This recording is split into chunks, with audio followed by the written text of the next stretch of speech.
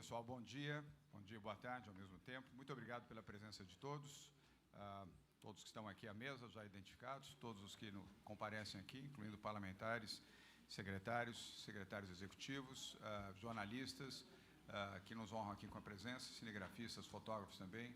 Muito obrigado, representantes da Polícia Militar, Polícia Ambiental. Da mesma forma, temos dois anúncios a fazer hoje. Um na área de segurança pública e meio ambiente, outro na área de cultura. Na área de segurança pública, envolvendo a Polícia Ambiental, a entrega de 152 viaturas, elas estão aí embaixo. Ao término da nossa coletiva, nós iremos lá para fazer uma imagem, evidentemente, aos que desejarem fazer imagens, filmadas, gravadas e fotografadas. Esses veículos já estão para pronto uso, neste momento 90 veículos para uso imediato, e no próximo mês os demais, 62 veículos serão incorporados no próximo mês. Os veículos estão aqui embaixo, um investimento expressivo do governo do Estado de São Paulo, no valor de 18,6 milhões de reais. Além disso, também, além da entrega para a ação ambiental, por isso a presença não só do secretário de Segurança Pública do Estado de São Paulo, aqui ao meu lado, General Campos, mas também o secretário de Infraestrutura, Recursos Hídricos e Meio Ambiente, Marcos Penido. Nós estamos também, com estes veículos, ampliando a fiscalização ambiental para evitar desmatamento, evitar extrações ilegais e, da mesma maneira, monitorar focos de incêndio e de conservação.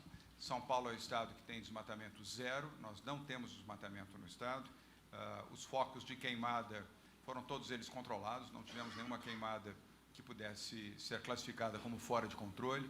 Um trabalho competente da Polícia Militar, do Corpo de Bombeiros, também da Polícia Ambiental, ao lado das prefeituras municipais, principalmente na área rural. São Paulo, felizmente, não teve, repito, nenhuma situação de descontrole em focos de incêndio no período de seca, em um período onde estas circunstâncias, lamentavelmente, favorecem incêndios em área rural, em mata e em áreas secas. Felizmente, nenhuma situação trágica e nem tampouco que tenha representado mortes ou feridos. E, volto a repetir, São Paulo tem desmatamento zero, ao contrário, tem desmatamento negativo. A cobertura vegetal no estado foi ampliada nesses últimos 2 anos e assim continuará com uma política pública do Governo do Estado de São Paulo, da Secretaria de Meio Ambiente, da Secretaria Executiva de Meio Ambiente, está aqui o nosso Eduardo Trani, responsável por isso, secretário do nosso Conselho de Proteção Ambiental, que foi constituído recentemente, que tem o professor José Goldenberg na presidência do Conselho. Também no campo da segurança pública, nós estamos informando um investimento de 35,6 milhões de reais na aquisição de armamentos. As armas foram objeto de concorrência internacional por determinação do governador. Nós não faremos mais nenhuma concorrência nacional de armas e equipamentos. Todas as concorrências serão internacionais. Participarão empresas brasileiras e empresas internacionais, as que oferecerem melhor condição, melhor valor, melhor qualidade e atendimento às normas técnicas da Polícia Militar e da Polícia Civil serão adquiridas. Não há mais privilégio para a indústria brasileira. Respeitamos a indústria brasileira, mas entendemos que, neste caso, é a competitividade internacional, a qualidade do produto, do armamento e, evidentemente, o preço. Não faz sentido pagar mais para ter uma arma apenas por ser brasileira. O dinheiro é público, dinheiro do povo de São Paulo. Portanto, em respeito a isso, a orientação do governador, todas as concorrências, a partir de agora, deste ano, durante os 4 anos do nosso mandato, serão concorrências internacionais. Coronel Salles falará a esse respeito. 40 mil pistolas Glock, que são as melhores pistolas do mundo. Eu não entendo de arma e não gosto de arma, mas essas armas são as armas que a polícia americana utiliza na polícia de Chicago, de Nova York, de Los Angeles e no FBI também. São as melhores armas, as melhores pistolas do mundo. A nossa vantagem foi que, com o valor correspondente para a aquisição de 40 mil armas, estamos comprando 50 mil. 40 mil que já foram incorporados, mais 10 mil mantido a mesma condição de preço por arma, teremos 50 mil. Lembrando que nós temos 85 mil policiais militares na ativa, mais um grupo bastante expressivo em treinamento na Academia do Barro Branco e que passarão a utilizar gradualmente as melhores armas do mundo. Da mesma maneira, a aquisição de fuzis do calibre 7.62, são 1.000 fuzis deste calibre e 300 fuzis de calibre 5.56. São fuzis de alta precisão, além de 10 metralhadoras leves, 1.000 armas de incapacitação neuromuscular, 500 escudos, aqueles escudos que a Polícia Militar utiliza em situações de rua, e 5.500 coletes balísticos, no total de 109 milhões de reais. Quero aproveitar, ao encerrar essa breve intervenção e passando para o pessoal de segurança pública fazer um comentário e também da área ambiental, dizer que São Paulo segue rigorosamente o protocolo, aqui é o protocolo do uso progressivo de força, não há nenhuma orientação no uso extremo da força, é o uso progressivo, seguindo rigorosamente o protocolo. O maior investimento que nós realizamos até agora, excetuando-se este que estamos anunciando agora, foi na ação preventiva com a inteligência da polícia. Equipamentos, modelagens, tecnologia, treinamento de policiais da Polícia Civil e também da Polícia Militar no exterior, notadamente nos Estados Unidos, em Israel, na Inglaterra, na Alemanha e no Japão, em breve também na Coreia do Sul, para a absorção de técnicas preventivas de inteligência daquelas que são consideradas as melhores polícias do mundo. E os nossos agentes da Polícia Civil e oficiais da Polícia Militar cumpriram o treinamento, alguns estão cumprindo ainda, e isso seguirá permanentemente. Temos feito isso com regularidade e assim prosseguiremos. E obediência ao protocolo, repito, de uso progressivo de força. Inteligência para evitar o crime. E sempre que a pronta resposta for exigida nas ruas, a Polícia de São Paulo, sobretudo a militar, agirá dentro do protocolo. Mas aqui, volto a repetir a máxima que utilizei durante a campanha. Aqui é bandido na cadeia. Polícia na rua e bandidos na cadeia. Até o final deste ano, estamos inaugurando 12 presídios, inclusive um na semana que vem, ou nessa semana que vem. Mais um presídio, eu estarei presente, não conseguirei ir a todos, já inauguramos 3 presídios, eu fui a um e irei a pelo menos 3 dos próximos que vamos inaugurar, completando 12 novos presídios em São Paulo, exatamente para atender a demanda daquilo que a Polícia Militar tem feito. Ação contínua, eficiente, e o número de presos, inclusive atualizado, o número de domingo, o Coronel Salles vai poder passar a vocês agora. Coronel, uma breve intervenção falando sobre esses equipamentos e também, se tiver os indicadores, seria bom para os nossos colegas da imprensa. Obrigado. Bom dia, governador. Bom dia, governador Rodrigo, general Campos. Amigos da imprensa, é um avanço gigantesco. Não me lembro, nos meus 35 anos de serviço, uma aquisição tão robusta como foi essa das 40 mil pistolas .40. Por ocasião da transição de governo, nos reunimos com o governador João Dória, acompanhando o nosso general Campos, e com o governador Rodrigo Garcia. Foi uma das primeiras ordens que o senhor nos deu, que foi: coronel, eu quero a polícia bem equipada, bem armada. Então, nós tínhamos, era uma aspiração muito antiga de ter uma pistola com esse padrão, como essa pistola que se sagrou vencedora no certame. E fizemos isso, governador. Então, eu acredito ao senhor essa vitória, ao apoio que o senhor vem dando a gente. E eu faço questão de deixar esse registro, porque não é comum.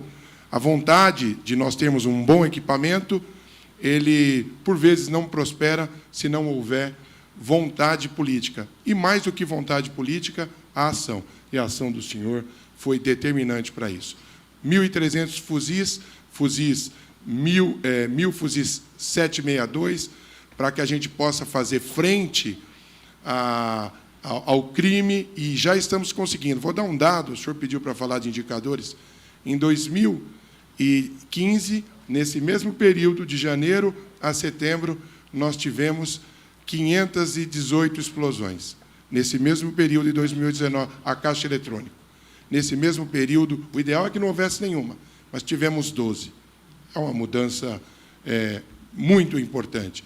Então, governador, agradecer à Polícia Ambiental, ao secretário Marcos Penido, que sensível. Nós somos uma instituição na linha de frente da preservação do meio ambiente e estamos aí entregando para o Brasil, para São Paulo, essas viaturas, as 152 viaturas que farão toda a diferença. Então, governador, dizer que é uma honra marchar ao seu lado e sob seu comando. Muito obrigado, em nome dos 85 mil policiais, pelo carinho que todo dia o senhor demonstra por nós. Muito obrigado, governador.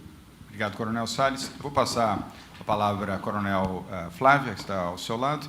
Na sequência, o Marcos Penido. E aí abrimos as perguntas, os jornalistas já aqui inscritos. Coronel. Uma boa tarde, governador. Boa tarde a toda a mesa. Boa tarde a todos. Nós estamos hoje recebendo essas viaturas que atuarão em todo o estado de São Paulo, nos 4 batalhões da Polícia Ambiental, que estão em todos os cantos de São Paulo, realizando as atividades de polícia e de fiscalização do meio ambiente.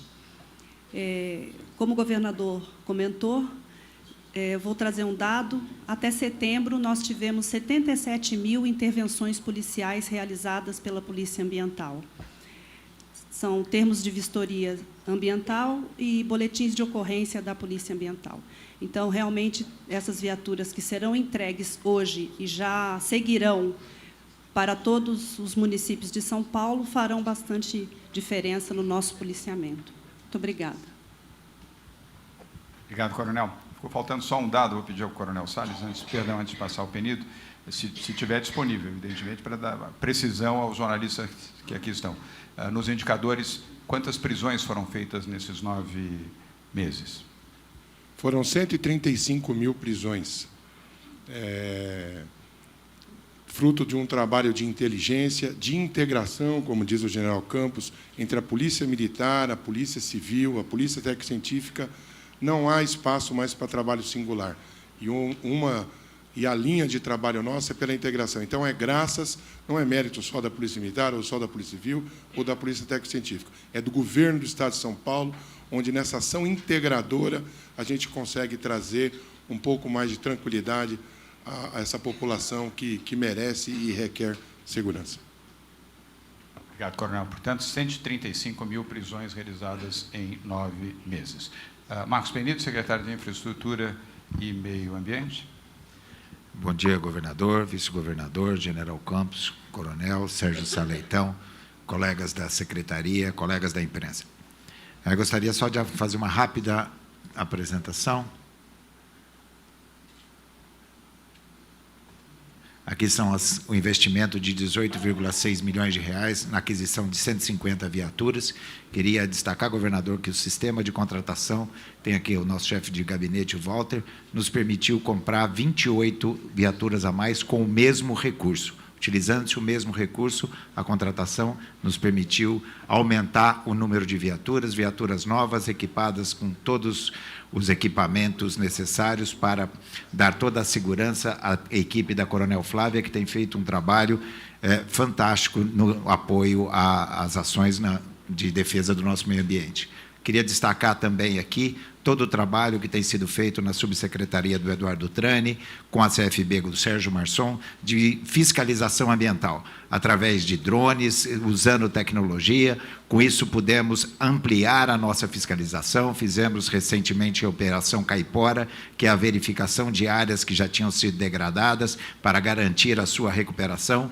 De 771, 464 estavam já em fase de recuperação, e as demais receberam a autuação, e firmemente estamos combatendo e recuperando a nossa vegetação que havia sido deteriorada. Temos índices altos de fiscalização, temos ido junto com a Polícia Ambiental, verificado questão de invasões. Agradeço também, Coronel Camilo, pelo apoio que tem nos dado a Secretaria de Segurança Pública na proteção de mananciais, para que a gente evite invasões e consiga fazer a recuperação das nossas áreas. Em destaque especial, governador, Operação Corta-Fogo, nós tivemos 37% da área que sofreu queimada em comparação ao ano passado. Isso é um trabalho sério de fiscalização e, inclusive, de agradecimento à população que, imediatamente, quando ocorre qualquer evento, nos comunica, e a ação da nossa Polícia Ambiental, da Coronel Flávia, da nossa Coordenadoria de Fiscalização, tem sido efetiva e tem permitido que nós tenhamos índices espetaculares. Agradecer ao General Campos pelo o apoio e ter deslocado uma profissional com a capacidade denotada da Coronel Flávia. Muito obrigado. Obrigado, Benito. Mais uma vez, parabéns, Coronel. Lembrando também que nós temos 1.732 policiais militares ambientais no Estado de São Paulo, em 4 batalhões, e como lembrou a Coronel, apenas para reforçar, a Polícia Ambiental não faz apenas a proteção ambiental, faz também a proteção de famílias, de propriedades, ação de segurança pública e com poder de prisão, evidentemente. Então, uma equipe competente, dedicada e agora mais equipada também. Bem, feito isso, para ganharmos tempo, vamos às perguntas dos veículos de comunicação aqui já inscritos, começando pela Rádio Bandeirantes, repórter Lucas, Josino Lucas, boa tarde, sua pergunta, por favor. Boa tarde, governador, boa tarde a todos. E a quem você dirige? Eu tenho 2 perguntas. A primeira, acho que o Coronel Salles pode responder, a diferença da Taurus, que estava apresentando alguns problemas, para a Glock. E a segunda pergunta, governador, para o senhor, o governo de São Paulo tem investido bastante na segurança pública, o senhor apresentou alguns dados para a gente, mas o salário do policial civil e do policial militar ainda é baixo. Falando também sobre a Polícia Civil, tem um déficit de mais de 14 mil policiais na corporação, é um déficit alto. Queria saber se o senhor ainda pretende aumentar o salário tanto do policial civil quanto do policial militar. Bom, com relação a Taurus e a Glock, nesse certame, a Taurus não entrou, não participou da licitação. Então, as empresas que participaram foram empresas europeias e turca, russa, mas não, a Taurus não ingressou no certame. Eu sempre digo, o governador acabou de falar isso, nós somos os grandes, queremos que a indústria nacional vá bem, mas você tem que ter uma razão de preço e qualidade. Então, queremos que a indústria nacional avance, mas base que a gente compre o melhor produto pelo menor preço. E hoje o cenário que se apresentou foi isso. Então, e sagrou-se campeã nesse certame, após 28 rodadas de pregão eletrônico, a empresa austríaca Glock. Essa pistola, no mercado hoje, o valor é de quase R$5.000. Num trabalho da Diretoria de Logística do Governo do Estado de São Paulo, nós conseguimos chegar ao valor de R$ 891 por unidade. É um avanço. Qualidade e preço. Respondi, Lucas. Obrigado, Coronel Salles. Lucas, vou responder em 2 partes a sua segunda pergunta. A primeira parte eu respondo, a segunda parte, o general Campos, que está aqui ao meu lado, se precisar o apoio também do secretário de Governo, vice-governador Rodrigo Garcia. Sim, nós vamos gradualmente recuperar a condição salarial da Polícia Civil, Polícia Militar, Polícia Ambiental, Polícia Científica, Corpo de Bombeiros e também os agentes do sistema penitenciário. É compromisso do nosso governo e vamos iniciar este ano. Lembrando que eu tenho 4 anos de mandato. Não esperem de mim milagres, esperem atitudes. E essa atitude nós teremos, antes do final deste ano, nós estaremos anunciando já o primeiro movimento de recuperação da condição salarial desses segmentos que eu acabo de mencionar. E em 4 anos, a Polícia do Estado de São Paulo, todos esses segmentos, estarão dentro de um patamar justo e adequado. Esse é o nosso compromisso e ele será cumprido. General, em relação ao número, ao déficit específico de policiais civis e militares, quantos contratados, quantos em treinamento? Hoje nós temos um déficit de cerca de 20 mil policiais. 10 mil na militar, 10 mil na civil e 1.500 na técnico-científica. a técnico-científica, mas são 4.500. Então, é uma falta que nos acomete muito. Mas algo de notável está acontecendo, e devemos isso ao governo de São Paulo. Nós teremos até o ano 2022 20.236 policiais formados lá. Nós estamos, nesse ano, com cerca de 8.000, entregando, formando, aperfeiçoando, e teremos já, para nomeação, no ano que vem, cerca de 6.000 e 6.000 autorizados. O que dá, mais ou menos, esse total que eu comentei. Certo? Desses, 5.500 são da Polícia Civil. Então, vejo que nós estamos conseguindo recuperar algo, pela primeira vez nesses últimos anos, de maneira notável.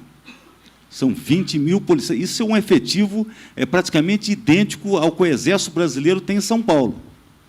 Nós estamos, em menos de 4 anos, conseguindo esse total. Muito grato, governador. Seguramente, o sistema de segurança pública agradece, mas certamente a população de São Paulo também. Muito obrigado. Obrigado, general.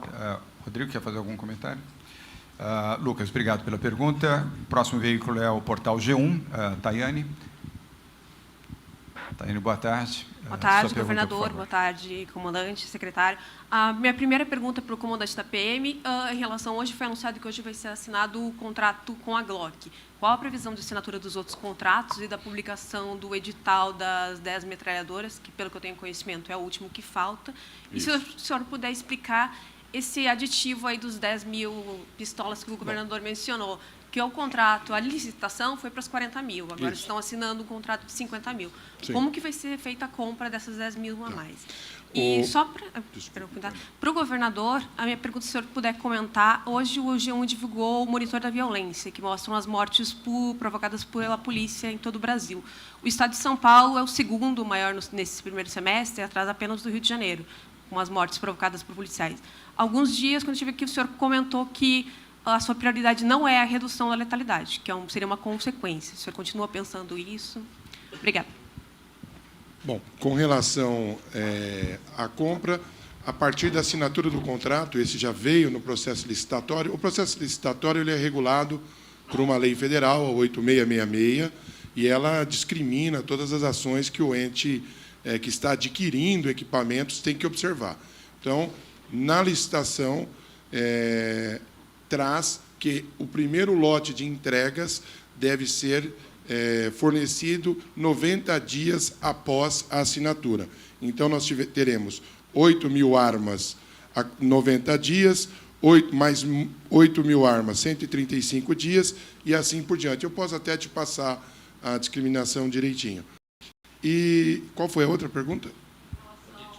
Ao aditivo. A Lei 8666 também permite que você possa fazer uma compra de até 25% dos insumos, é previsto em lei, e esse é um preço muito interessante e vem ao encontro do que nós precisamos para mudar o nosso parque de armamentos. Então, já pedimos autorização para o Exército Brasileiro para que a gente possa comprar mais 25% dessas 40.000, ou seja, 10.000 armas, perfazendo uma compra total de 50.000 novas pistolas .40. É isso. Obrigado, coronel. Tayane, em relação à letalidade, vou dividir a resposta com o general Campos.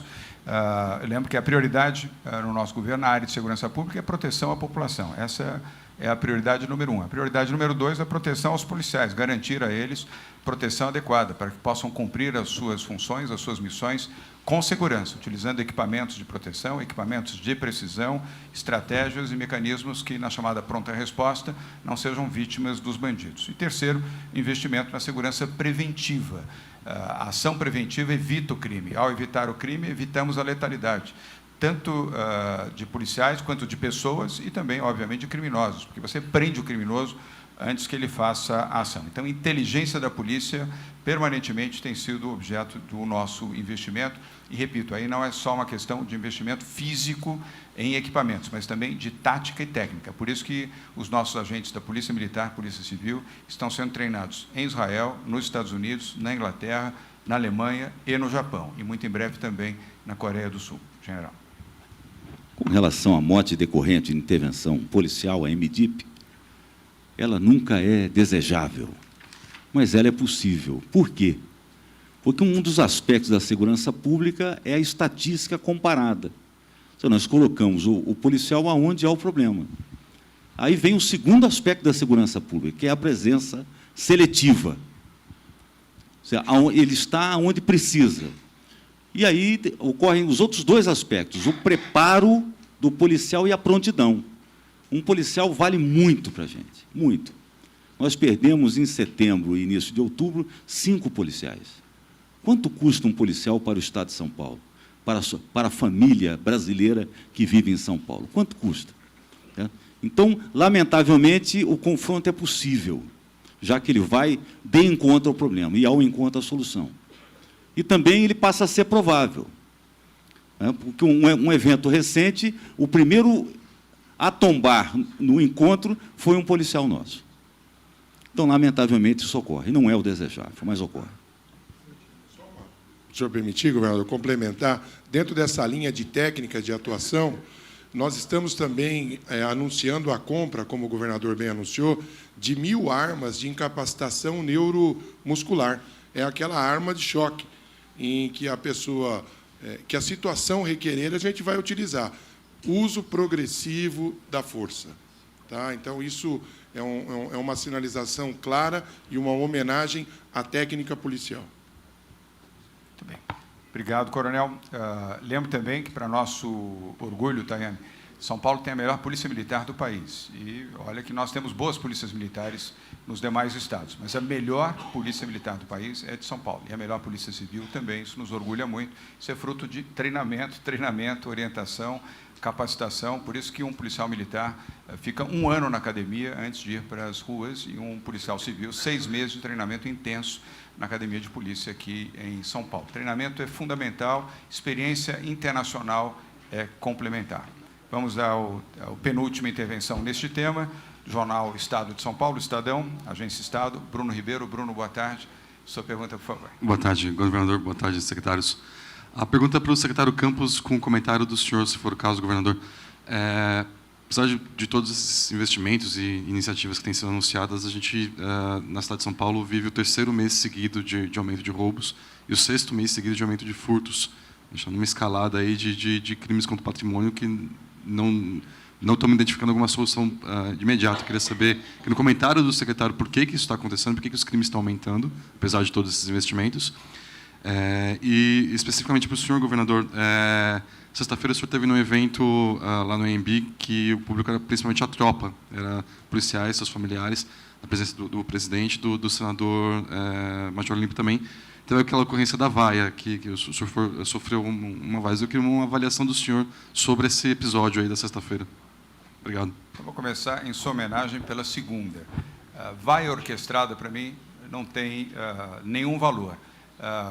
O nosso Olímpio, assim como o tal Major Meca e o Gil Diniz, montaram uma operação com um conjunto de pessoas com o objetivo exatamente de criar constrangimentos ao governador de São Paulo. Aliás, como já fez o dito Major Olímpio, outras vezes com o ex-governador Geraldo Alckmin. Eu presenciei isso 2 vezes como prefeito da cidade de São Paulo, o mesmo Olímpio orquestrando vaias de algumas pessoas, não de todas e nem da maioria, para o então governador Geraldo Alckmin. É lamentável que um senador da República haja como um ativista de rua, proporcionando um péssimo espetáculo. Pergunte aos policiais militares que estão aqui se eles concordam com aquilo, se eles concordam com a atitude do Major Olímpio e dos seus comparsas, quer dizer, dos seus amigos, para fazer esse tipo de atitude. Pergunte ao coronel Salles, que tem quantos anos de polícia militar?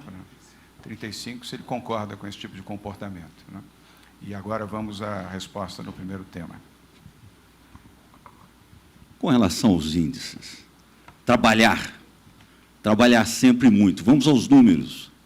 No estado de São Paulo, nos primeiros 8 meses do ano, roubo a banco caiu 66%. Latrocínio, 37%. Roubo de carga, 20%. Roubo de veículos caiu 19%. Homicídio doloso, 9,22%. Furto de veículos, 8,24%. Roubo em geral, 5%, 4,94%. Estupro, 2%. Tivemos aumento em furtos. Estamos atuando para isso daí. Então, veja, o que eu digo trabalhar? Dentro da estatística comparada, policiais militares, comandantes de área, se reúnem com delegados seccionais responsáveis por aquelas áreas, mês a mês, para discutirem o que foi que aconteceu naquela área. Se tivermos pontos fortes, reforçamos. Se tivermos oportunidades de melhoria, corrigimos. Então, nós estamos hoje com índice, o que é notável, vocês já viram isso várias vezes, é o 6,25 mortos para cada 100 mil habitantes.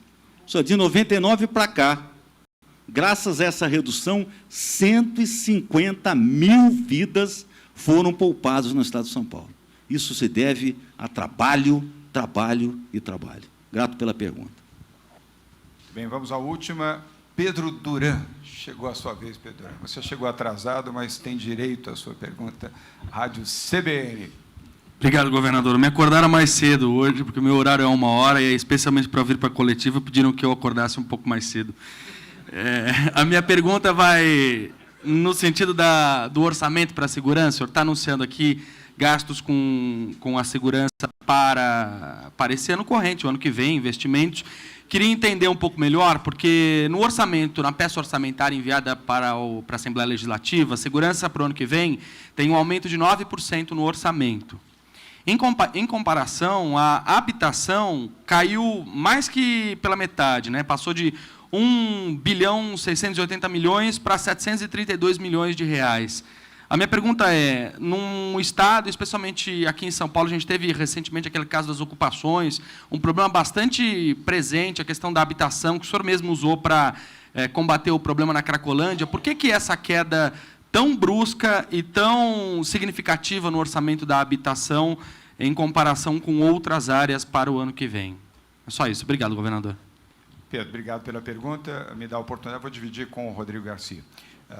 O porquê? Porque é boa gestão, é isso. A segurança pública teve um aumento substantivo, porque é importante oferecer à população do Estado de São Paulo, assim como as corporações da Polícia Militar, Corpo de Bombeiros, Polícia Civil, Polícia Ambiental, Polícia Científica, assim como o sistema penitenciário, condições adequadas de trabalho e condições salariais também, que possam progressivamente restabelecer um posicionamento melhor do que hoje possuem.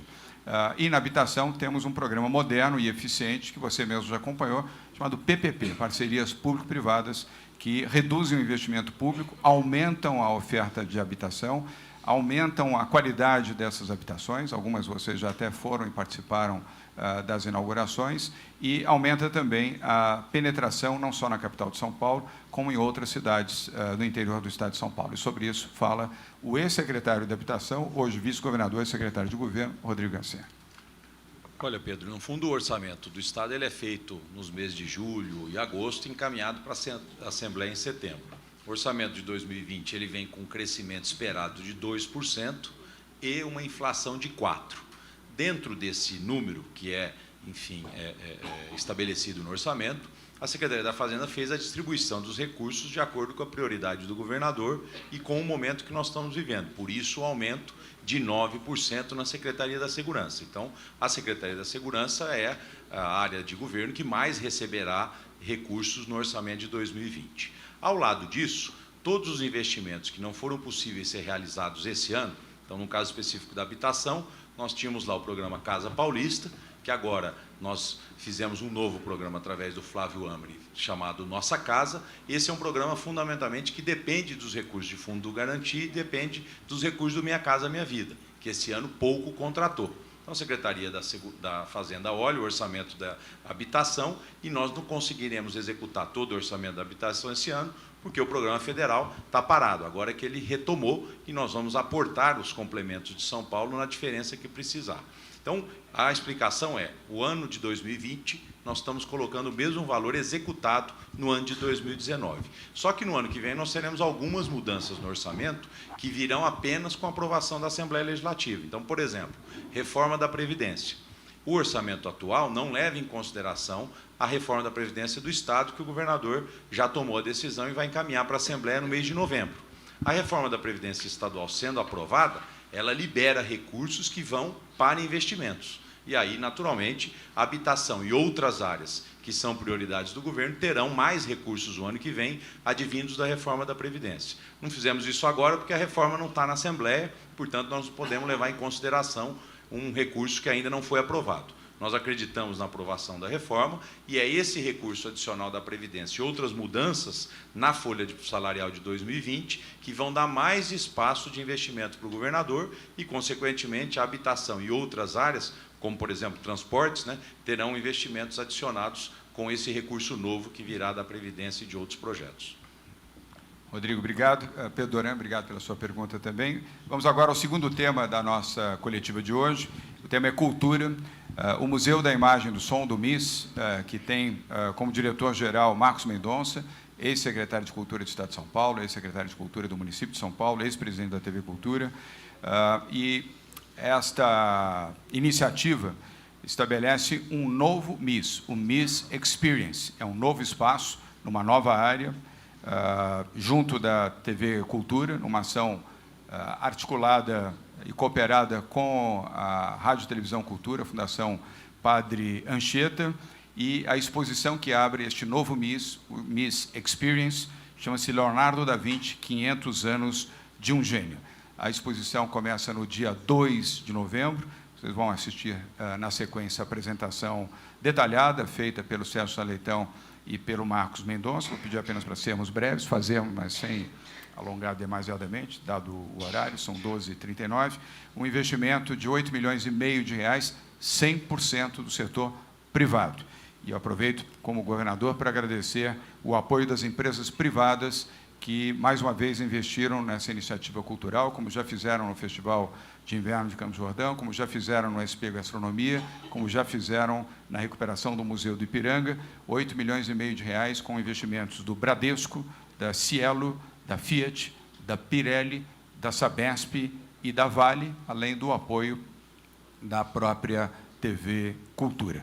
Essa é a mais completa exposição já feita de Leonardo da Vinci no mundo. É uma exposição internacional, ela estava, se não me falha a memória, Marcos, nos Estados Unidos. A exposição está se deslocando, já começou a montagem, evidentemente, para ser apresentada aqui. Nós temos a convicção de que talvez seja a exposição com o maior potencial de volume, de frequência de público da história de exposições aqui na cidade de São Paulo. Ela terá 18 áreas temáticas, contando a trajetória deste gênio da humanidade, Leonardo da Vinci. Marcos Mendonça e Sérgio Saleitão, vocês fazem o dueto. Eu acho que nós podemos passar, governador, um pequeno vídeo, porque, correto? Vou pedir para...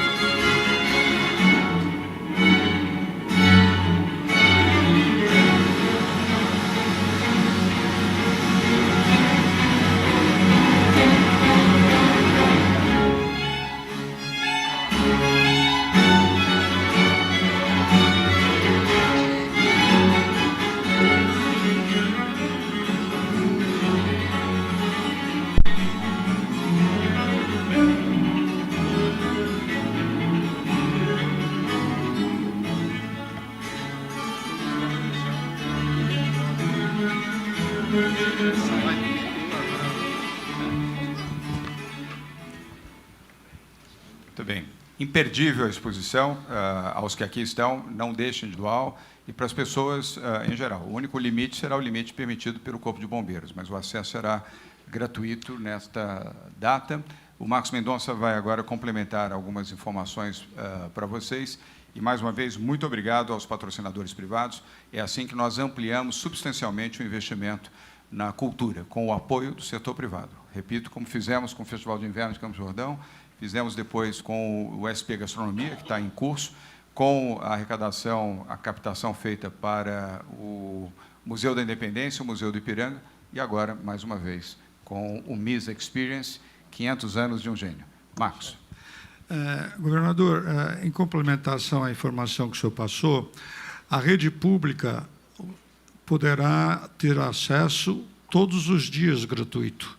Na terça-feira é um dia especial para toda a população, mas eles poderão agendar o dia que for. Além da rede pública, os professores também, e também a PM. A PM também tem acesso por lei, correto? E terá, então, possibilidade de todos os dias por semana estarem, qual o dia que for agendado, estarem presentes lá. Na verdade, é uma exposição em que as pessoas, nós vamos oferecer um material pedagógico, didático muito grande, de tal maneira, serão mais de 40 monitores educativos, dando todas as explicações, de tal forma que o público que estiver presente lá, além de estar passando momentos extremamente agradáveis, ter contato com as principais obras que a humanidade já criou, além disso, elas vão sair dali com um nível de conhecimento muito superior ao que entraram. Então, além do lazer, do entretenimento, é cultura na sua essência, educação na sua essência. Então, eu tenho certeza que essa poderá ser uma exposição que ficará na história de São Paulo. Muito bem. Celso Salitão, obrigado, Marcos. Obrigado, governador. Boa tarde a todos e todas. Gostaria de destacar o fato de que nós estamos trazendo aqui duas notícias importantíssimas em uma. A primeira é a adição deste espaço, o Miss Experience, ao conjunto de equipamentos e espaços culturais do governo do Estado de São Paulo e, claro, do Estado de São Paulo. Então, o Estado ganha um equipamento de ponta voltado para exposições imersivas e exposições interativas. E é o primeiro espaço desse tipo na América Latina. Nós já temos vários na Europa, temos vários nos Estados Unidos, temos na Oceania, temos na Ásia, e agora teremos um espaço dedicado a exposições imersivas, o primeiro da América Latina, aqui em São Paulo, pilotado pelo nosso Museu da Imagem e do Som, e realmente é um orgulho para nós, do Governo do Estado, da Secretaria, termos o Marcos Mendonça à frente do MIS, junto com o Kleber Papa, junto com o Jax, junto com toda a equipe competentíssima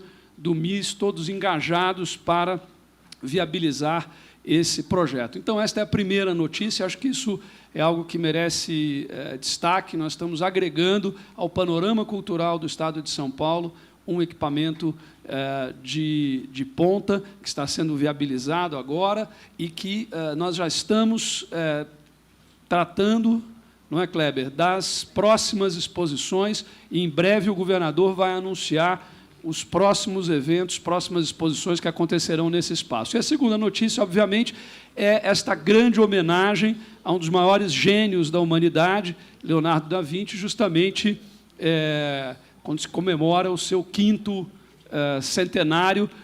Não era possível que aqui em São Paulo a gente ficasse sem uma homenagem a este gênio, que é um inspirador, que é um estimulador, que é também um salvador de vidas. Governador, eu sempre fico feliz quando nós fazemos coletivas onde há o tema da segurança pública e o tema da cultura, porque são duas áreas que se completam. A política de segurança pública trata da prevenção e do combate ao crime, e a política cultural trata também de evitar que nós tenhamos mais criminosos.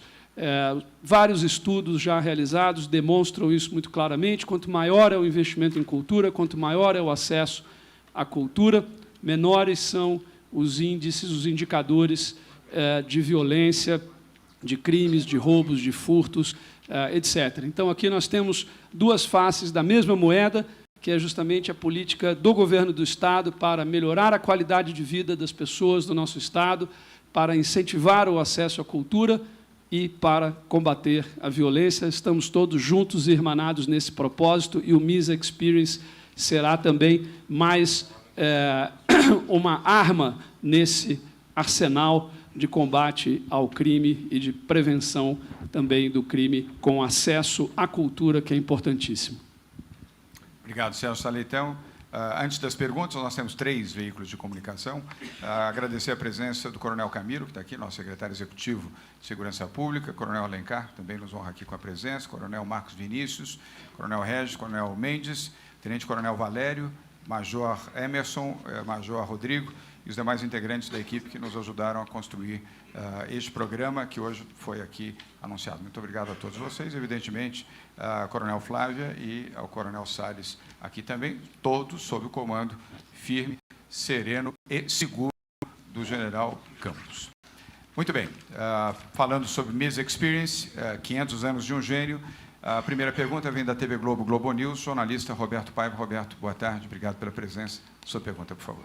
Boa tarde, governador. Boa tarde a todos. Obrigado pela oportunidade. As falas dos senhores já resolveram todas as questões que eu ia perguntar em relação a esse tema, mas eu gostaria, por gentileza, de voltar à questão do orçamento da habitação para o ano que vem. Se o senhor, governador, não acredita que isso vai ter impacto, se esse corte não vai atingir negativamente a entrega de novas unidades habitacionais, quantas foram entregues até agora no seu governo e quantas o senhor pretende entregar até o final? Obrigado.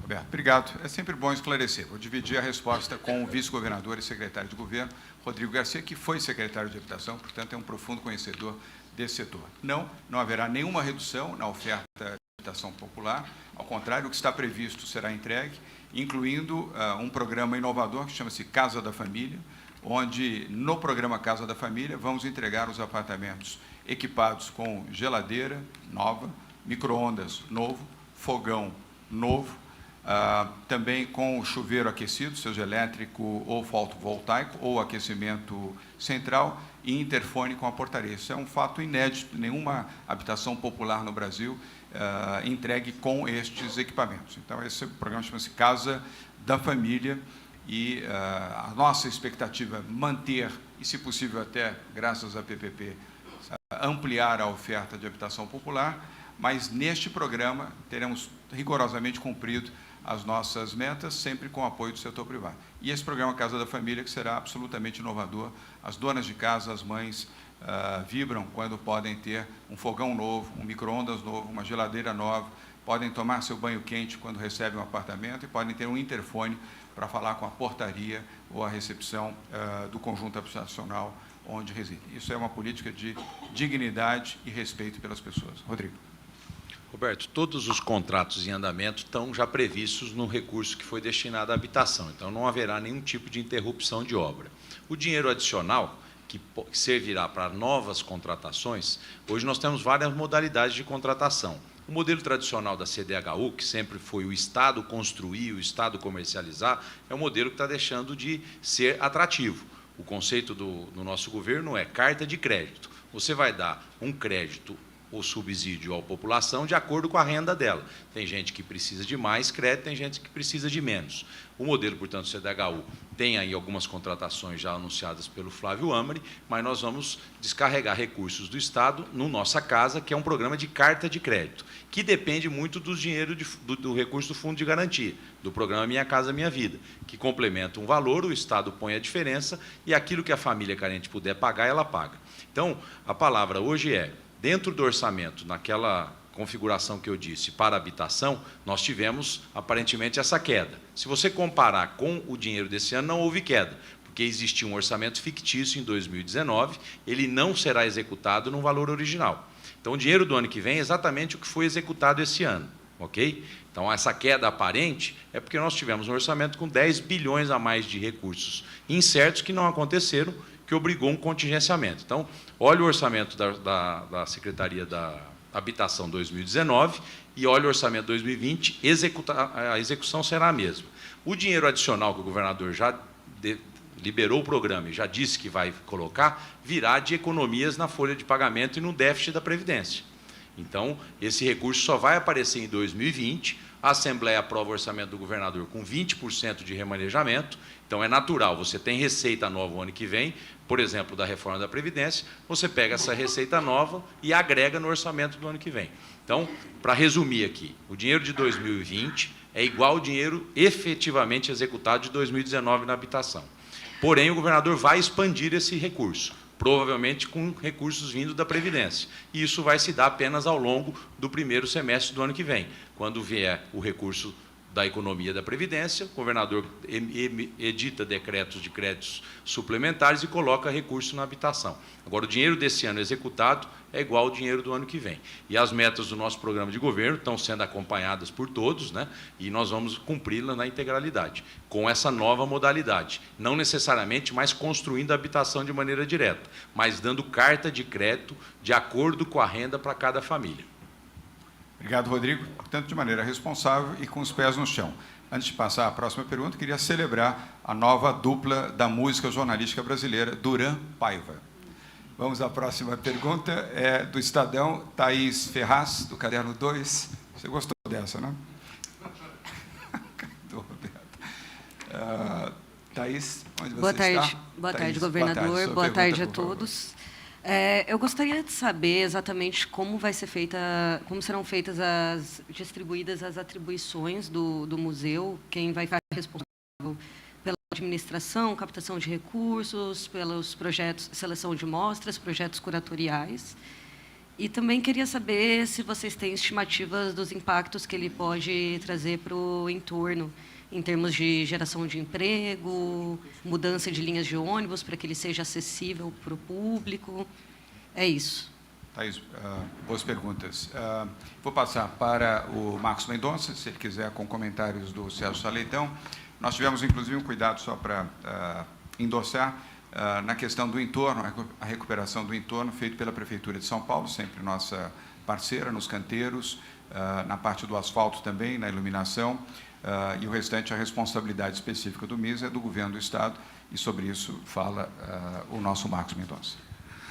Bem, na verdade, como foi dito, é o MIS Experience, ou seja, ele é um equipamento agregado ao MIS.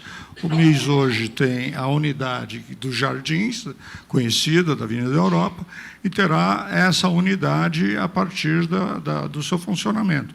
A estrutura será a estrutura que opera o MIS, será a mesma que irá operar lá junto à Água Branca, correto? Obrigado. E ali nós teremos, Thaís, o Marcos falou, mas vale a pena endossar, a propósito da sua pergunta, será sempre um espaço interativo, ou seja, continuamos com o MIS na Avenida Europa, com a sua tradição, a sua inovação, a sua capacidade de mobilização, mas todos os programas interativos serão no MIS Experience. Ele será um museu interativo, conforme lembrou o Sérgio Saleitão. Então, após essa exposição dos 500 anos do gênio, Leonardo da Vinci, teremos uma outra exposição também de forma interativa, e assim será permanentemente um espaço de interatividade.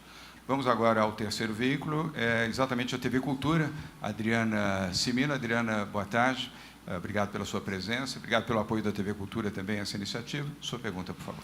Boa tarde, governador, boa tarde a todos. Eu gostaria de saber se o MIS Experience ele vai ter algum acervo permanente ou outras salas, auditório, sala de cinema para receber outro tipo de atividade, ou ele vai abrigar apenas essas exposições temporárias?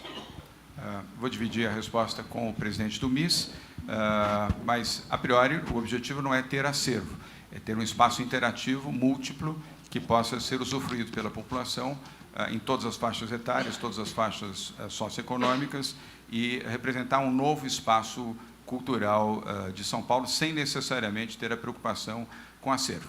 Mas nada impedirá que, havendo alguma doação interativa, ela seja, evidentemente, bem recebida.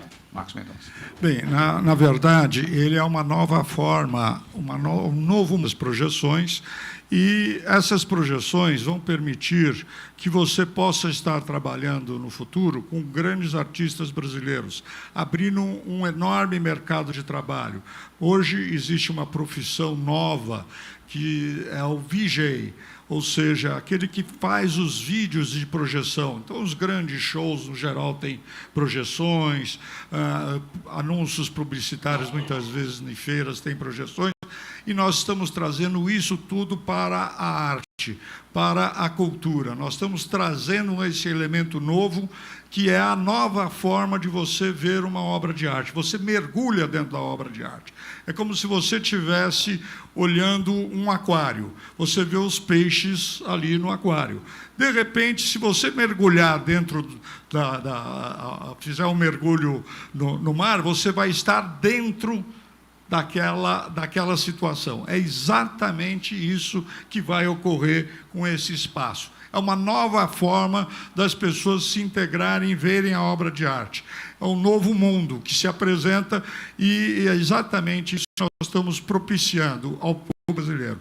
Nós estamos propiciando a oportunidade de ter contato com a obra de arte de uma maneira mais lúdica, mais agradável, mais enriquecedora, e eu tenho certeza que essas pessoas vão passar a ver a obra de arte ter uma nova visão da arte no país. E nós poderemos, então, abrir um espaço de trabalho para VJs, para os artistas, pintores nossos, e isso poderá ser exportado para o mundo todo.